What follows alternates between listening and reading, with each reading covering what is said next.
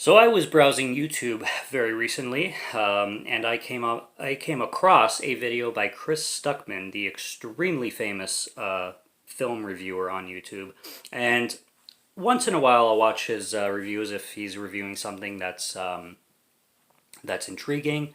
He has a very well-spoken kind of monotone way of explaining films, and this film is in the genre, the subgenre of horror movies that probably creep me out the most, and that's what made me click on this video because this specific subgenre is the type of movie that creeps me out the most. I won't say the subgenre yet. Maybe I will through later on in this video, but I'll just say that this topic and this type of horror movie really gets under my skin, especially late at night.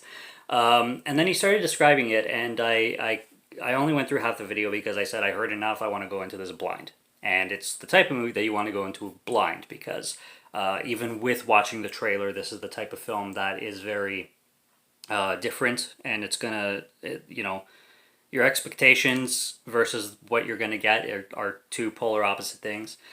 And I will say, I guess I kind of I have to say what kind of film it's about. It's an alien film essentially, and this woman is living in a house and she gets invaded by aliens, and it's basically like an alien home invasion kind of thing. But it's also not because the film is extremely ambiguous and more so than the alien invasion plot, even though at least half the movie is an alien invasion. Mostly the movie is about a woman living in a very small, tiny town where she's not welcome whatsoever, and people make it apparent, very blunt, that she's not welcome whatsoever, and it very, very, very, very slowly starts to kind of give you hints on why she's not welcome and what her history and possible trauma may have come from. Another big thing about this film is that there is one line of dialogue in the entire thing. Other than that, there's no talking other than grunts and screams and ugh and stuff like that, kind of, sounds out of people's mouths. There's no talking. Which is funny in some scenes because there is human interaction, but they do it in a really, really intriguing way, the director does, on making the scenes play out very believable. Nothing's weird, nothing's cheesy, nothing's strange, with human interactions, but with no dialogue and just, like I said, sounds. And the way I'm describing it, it probably sounds like cheesy, like people are going, No, it's not like that. Like I said, the director knows how to make this film watchable and intriguing, especially with facial expressions, especially from the main actress. She is phenomenal in this. She's, first of all, an extremely pretty girl. She was, that I know of, in the movie Booksmart, but other than that, her credentials, I haven't seen her in anything else other. That's the only film I've heard of that she's in.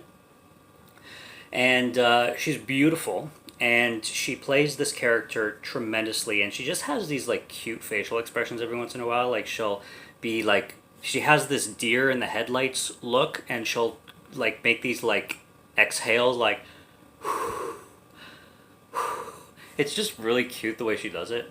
And this film, it also has this aesthetic to it, which is interesting. It reminded me a lot of It Follows, where it feels like a parallel universe. A lot of things around and the costume design and the telephones, the cars, very, very 1960s.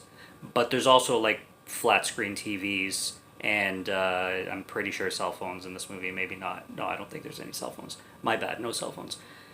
But flat screen TVs and modern stuff, and also there's dates that show up because she's going through a graveyard and she has one of the characters that was related to her has passed away, and this character was born in 2000, died in 2012. So it is a modern day occurrence. It's just very otherworld and or other dimension, you could say, because she has this dial-up phone in her house, for example. She listens to 60s music. Her dress is completely 60s. And then the ending of the movie, I'm not going to spoil this at all, but it just takes a whole like turn from the horror genre and the whole like alien thing, and kind of like mixes and matches it into this like very Twilight Zone-ish kind of scene and mood, I guess.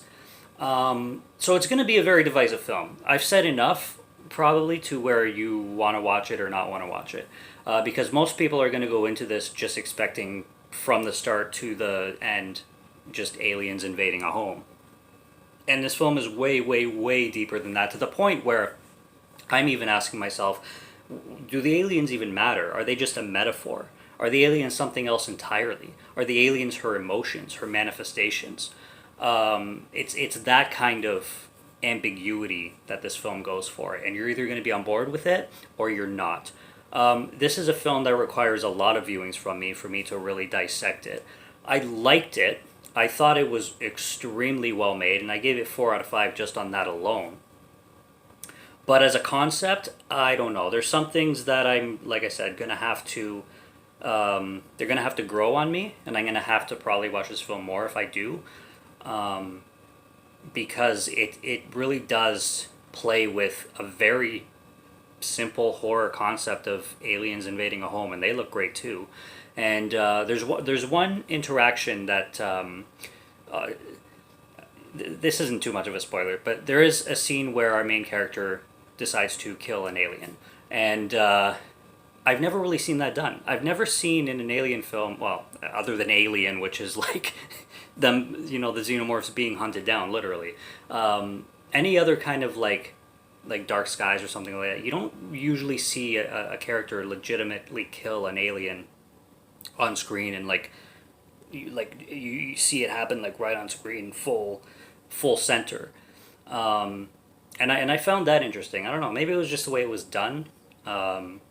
You'd have to kind of see it to exactly know what I mean, but it was interesting the way they decided to add that element, and it was cool. It was cool. But as I was saying, which I kind of blanked for like 2 seconds there, taking a really simple horror concept where the film could just be that alone, the aliens attacking, the director decided to use that and just manipulate it.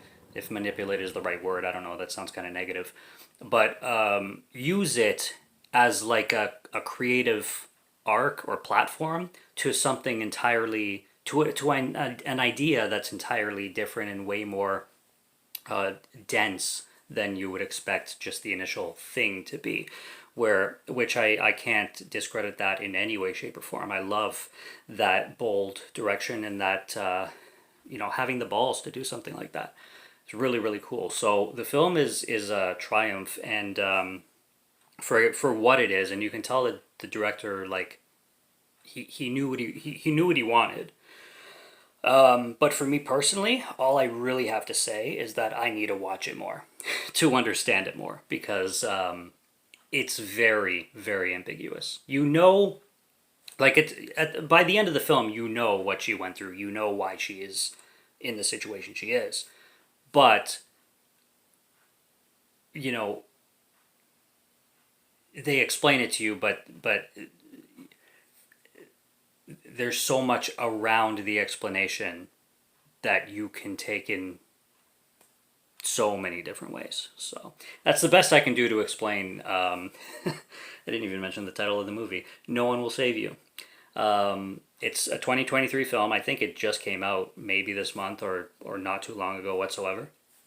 And I liked it, and I think it's at least worth a watch. Only an hour and a half, so it's not going to waste too much of your time.